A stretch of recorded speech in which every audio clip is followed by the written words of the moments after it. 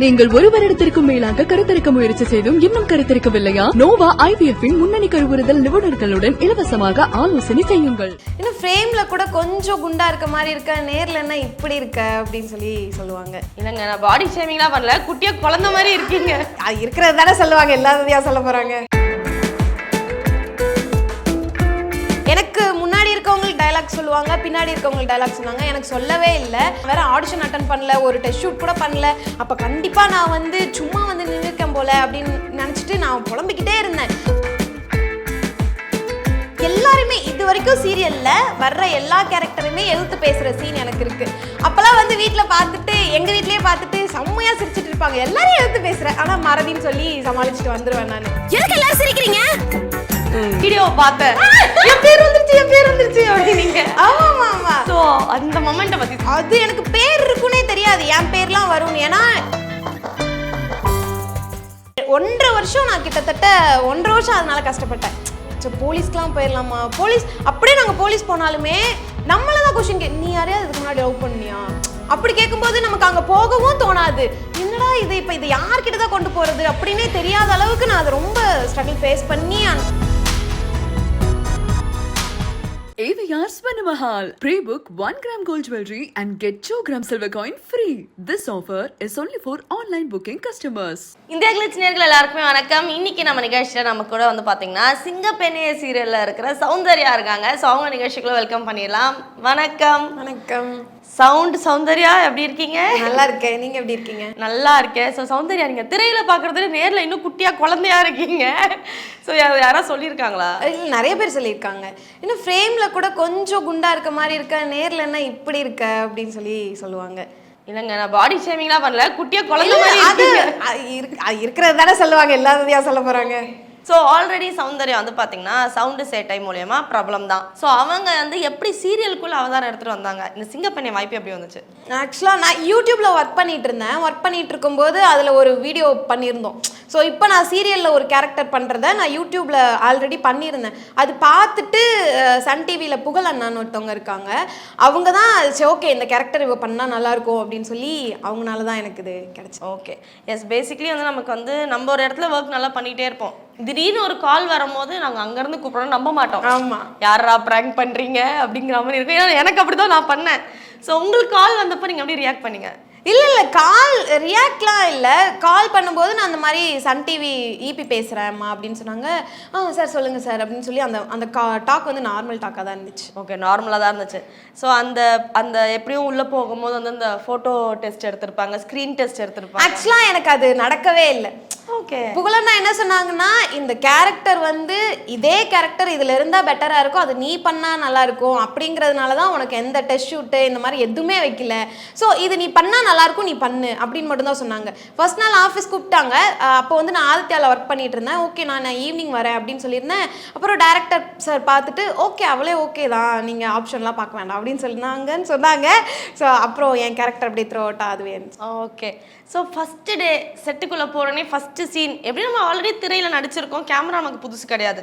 ஆனால் சன் டிவியோட first frame, so அதில் வர்ற ஃபஸ்ட்டு சீன் ஞாபகம் இருக்கா? அது எப்படி ஞாபகம் இல்லாமல் இருக்கும்? அப்போல்லாம் நான் எனக்கு முன்னாடி இருக்கவங்களுக்கு டைலாக் சொல்லுவாங்க, பின்னாடி இருக்கவங்களுக்கு டைலாக் சொன்னாங்க. எனக்கு சொல்லவே இல்லை. நான் கேட்டுட்டு இருக்க வீட்டுக்கெலாம் கால் பண்ணி இந்த மாதிரி எனக்கு டைலாகே சொல்லலை, நான் வேற ஆடிஷன் அட்டன் பண்ணல, ஒரு டெஸ்ட் ஷூட் கூட பண்ணல. அப்போ கண்டிப்பாக நான் சும்மா நின்றுருக்கேன் போல அப்படின்னு நினச்சிட்டு நான் புலம்பிக்கிட்டே இருந்தேன். அதுக்கப்புறம் க்ளோஸ் வைக்கும்போது தான் தெரிஞ்சிச்சு, ஓகே நமக்கும் இது ஒரு கேரக்டர் போல அப்படின்னு சொல்லிட்டு. நேர்லேயும் என் பேர் சௌந்தர்யா, அதுலேயும் என் பேர் சௌந்தர்யா, இதை நான் நிறைய இடத்துல சொல்லிட்டேன். ஸோ சௌந்தர்யா அப்படின்னும் போது எனக்கு செம்ம ஹாப்பியாக இருந்துச்சு. எனக்கு ஃபஸ்ட் டைம்னா ப்ராம்ப்ட் மட்டும் கொஞ்சம் பிக்கப் பண்ணிக்கிறது கொஞ்சம் கஷ்டமாக இருந்துச்சு. அதுக்கப்புறம் இப்போ அதுவும் பழகிடுச்சு. ஓகே, ஸோ சௌந்தர்யாவே அதில் இருக்கிறதால பெருசாக ஹோம்ஒர்க் பண்ணுறதுக்கான வேலை இருந்திருக்காது நான் நம்புகிறேன். இல்லை அந்த கேரக்டருக்கு எதாவது பண்ணீங்களா? அதில் நான் நேர்லேயுமே காலையில் என்னாச்சு அப்படிங்கிறத மறந்துடுவேன். அங்கே சீரியல்லையுமே என்னோட மறதி கேரக்டர் தான். ஸோ ஒரு மாதிரி ஒரே மாதிரி தான் இருக்கும், ஜாலியாக இருக்கும். ஸோ சிங்கப்பெண்ணில் நீங்கள் மட்டும் இல்லாமல் இன்னும் சில பேருமே முக்கியமான கதாபாத்திரம் பண்ணியிருக்காங்க. அதில் உங்களோட ஃபேவரட் க்ளோஸ் யார்? எனக்கு எல்லாருமே அங்கே ஃபேவரட் தான். ஆனால் அண்ணா அமலண்ணா ரொம்ப பிடிக்கும்.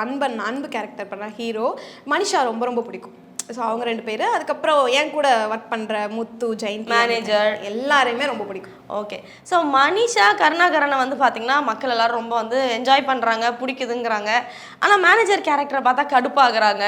ஸோ இந்த கேரக்டர்ஸ்குள்ளே நீங்கள் வந்து இருக்கும் போது எப்படி இருக்குது அந்த காம்பினேஷன் சீன்ஸ் எல்லாம்?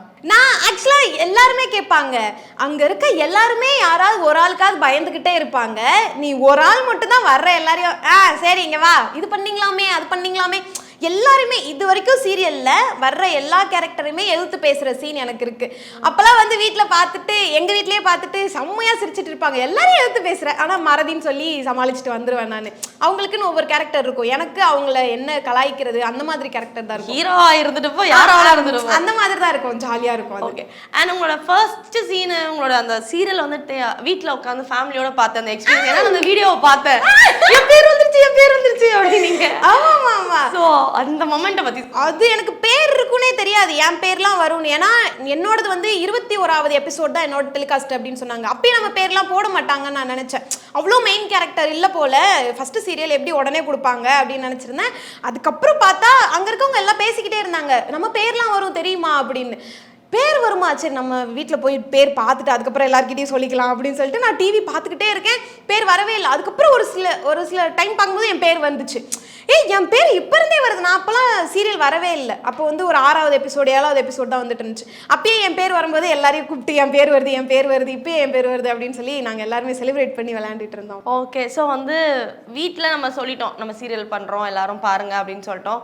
ரிலேட்டிவ்ஸோட ரெஸ்பான்ஸ் எப்படி இருந்துச்சு? ரொம்ப சூப்பராக இருக்கும். இப்போ நான் வீட்டுக்கு போனாலுமே வந்து வீட்டுக்கு ஆல்ரெடி நம்ம கொஞ்சம் செல்லமாக தான் இருப்போம், ஆனால் இப்போ நம்ம வீட்டுக்கு போகிறோம்னா நம்ம தான் ரொம்ப செல்லமாக இருப்போம்.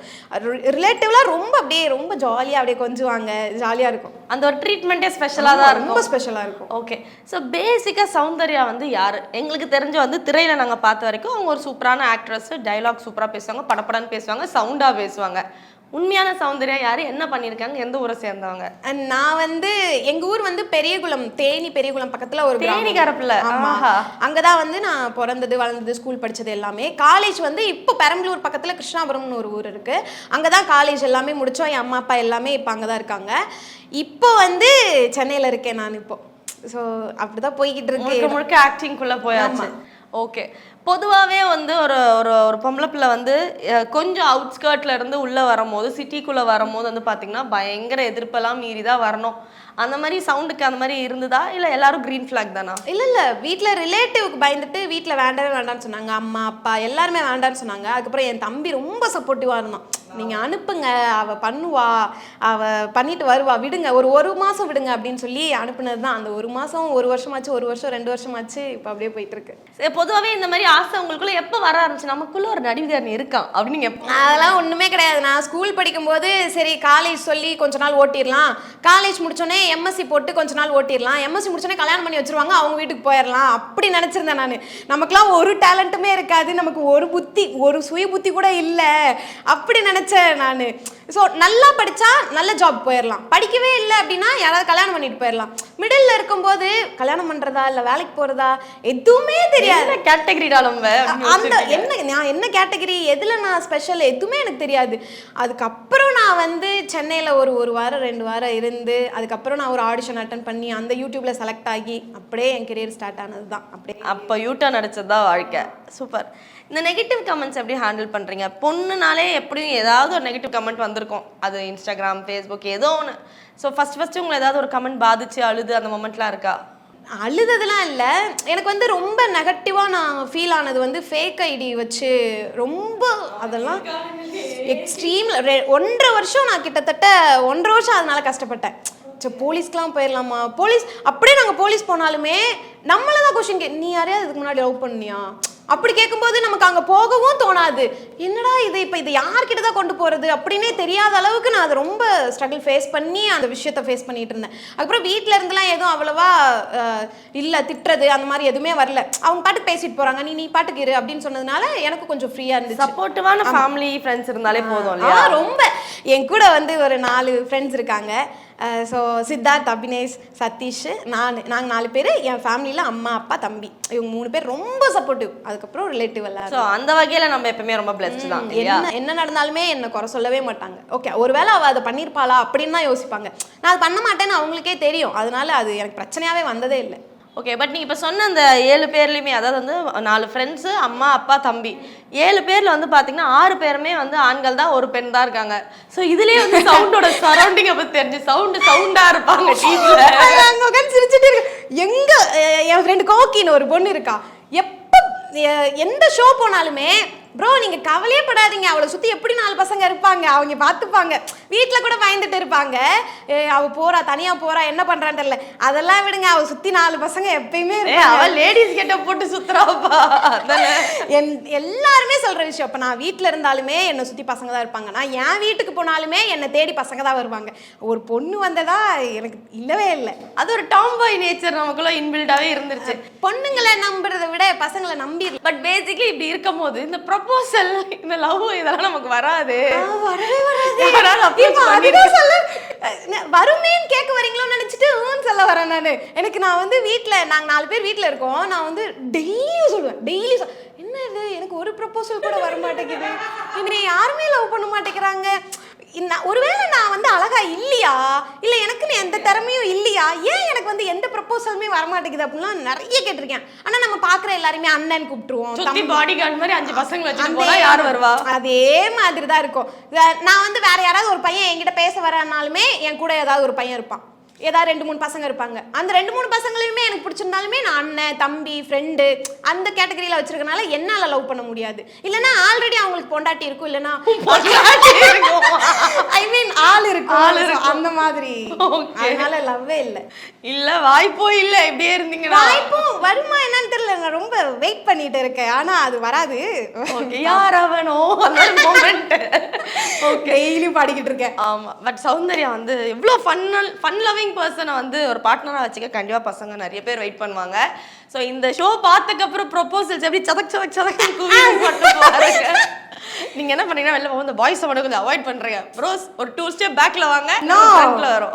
நமக்கு ஸ்ட்ரென்த்தே வந்து பசங்க தான். நீங்க இன்ஸ்டாகிராம்ல மட்டும் ப்ரப்போஸ் பண்ணுங்க, பாத்துப்பாங்க. ப்ரப்போசல்லாம் அவ்வளவா வந்தது இல்ல. சோ எல்லாரும் ஃப்ரெண்ட்ஸ் அப்படினு இருந்ததுனால. சரி, எல்லா பொண்ணுக்கும் ஒரு எக்ஸ்பெக்டேஷன்ஸ் இருக்கும்ல, அந்த மாதிரி வந்து சவுண்டுக்குன்னு சில எக்ஸ்பெக்டேஷன்ஸ் இருக்கா? இந்த எனக்கு வர பையன் தாடி வச்சிருக்கணும், மீசை வச்சிருக்கணும், வெள்ளையா இருக்கணும், குட்டையா இருக்கணும், கருப்பா இருக்கணும், ட்ரஸ்டடா இருக்கணும், அவ்வளவுதான். ட்ரஸ்ட்வர்தியா, நல்ல பிள்ளையா இருக்கணும், அவ்வளவுதான். யாரோட நடிக்கணும்னு ஆசை? எல்லாருக்குமே வந்து நம்ம ஒரு ஆக்டிங் கரியருக்குள்ள வந்தாலே வந்து ஒரு கோல் கடைசியா சினிமால தான் நிற்கும் போய். ஸோ சினிமாவில் எந்த உச்ச நடிகர்கள் யாரோட நடிக்கணும்னு ஆசை? இல்லை அவருக்கு என்ன தங்கச்சி, தம்பி, தங்கச்சி, கேர்ள் ஃப்ரெண்ட் என்ன ரோல் பண்ணணும்னு ஆசை? எல்லா ரோலுமே பண்ணணும். சினிமாவில் இந்த ரோல் சின்னது, அந்த ரோல் பெருசுங்களா இல்லை. யார் கூட பண்ணணும்? இவங்க பெரியவங்க, பெரிய ஆக்டர் கூட நடிக்கணும் அப்படிலாம் இல்லை. சின்ன கேரக்டராக இருந்தாலும், சின்ன பர்சனாக இருந்தாலும் எனக்குன்னு ஒரு ஸ்க்ரீன் ஸ்பேஸ் இருந்தாலே எனக்கு போதும். நம்ம சிங்கப்பெண்ணைக்கு வந்துடுவோம் திரும்ப.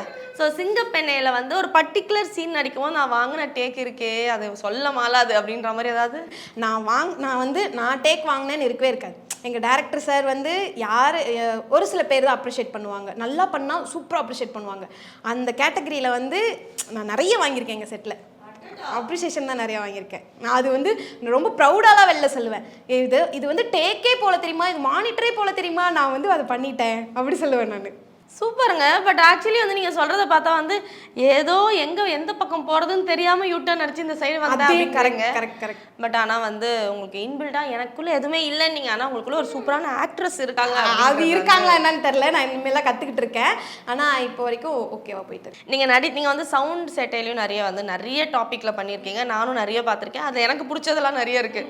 இந்த லவ்வர்ஸ் வந்து இந்த பெட்டி கடைக்காரி அதில் வந்து வெறுப்பேற்றுவாங்கல்ல, இழுக்குது, அதெல்லாம் நான் என்ஜாய் பண்ணியிருக்கேன். ஸோ இந்த மாதிரி என்னைக்காவது ஏதாவது லவ்வர்ஸை பார்த்து காண்டாயிருக்கீங்களா? எனக்கு லவ்வர்ஸ் பார்த்தாலே பிடிக்காது.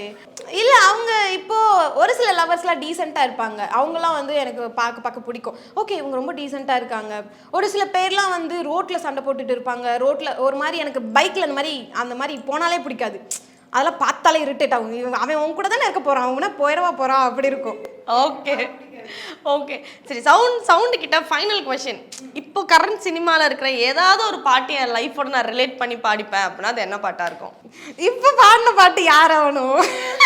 ஷல்லல்லாவா அதேதான் கில்லி வேற ரீ-ரிலீஸ் ஆயிருக்கு. அதேதான் அந்த பாட்டு தான் இப்போ தொடர்ந்து யாரா இருக்கும் எங்க சுத்தி என் ஃபேமிலி, என் ரிலேட்டிவ், என் கூட இருக்க எல்லா பசங்களுக்குமே சௌந்தர்யாவோட ஆள் யாருன்னு பார்க்கணும், சௌந்தர்யாவோட ஹஸ்பண்ட் யாருன்னு, அந்த அதிர்ஷ்டசாலியை பார்க்கணுங்கிறாங்களா இல்ல தியாகியை பார்க்கணுங்கிறாங்களா? ரெண்டுமே தான். அது யாருன்னு பார்க்கணும்னு ரொம்ப அவ்வளோ எக்ஸைட்டடா என்னை விட அவங்க அதிகமா இருக்காங்க. பட் கண்டிப்பா வந்து ஹி மஸ்ட் பி லக்கின்னு நான் சொல்வேன். ஏன்னா வந்து எவ்வளோ ஒரு ஜாலியான ஒரு பர்சன், ரொம்ப ட்ரஸ்ட்வர்தியான ஓப்பன் அவுட் ஸ்போக்கன் பர்சன் கிடைக்கிறதுலாம் வந்து ரேர் தான். So I think he is lucky. So Soundarya, all the very best. சிங்கப்பெண்ணா வந்து நீங்கள் இன்னும் மென்மேலும் வந்து ஷைன் ஆகிறதுக்கும், இதே மாதிரி இன்னும் சூப்பரான ப்ராஜெக்ட்ஸ் நீங்கள் எதிர்பார்த்த மாதிரி உங்களுக்கு எதிர்பார்த்த ஸ்டார்ஸோட பண்ணுறதுக்கு வாழ்த்துக்கள். Thank you so much for your time. Thank you. நீங்கள் ஒரு வருடத்திற்கும் மேலாக கருத்தரிக்க முயற்சி செய்தும் இன்னும் கருத்தரிக்கவில்லையா? நோவா IVF இன் முன்னணி கருவுறுதல் நிபுணர்களுடன் இலவசமாக ஆலோசனை செய்யுங்கள். AVR Svanamahal. Pre-book 1 gram gold jewelry and get 2 gram silver coin free. This offer is only for online booking customers.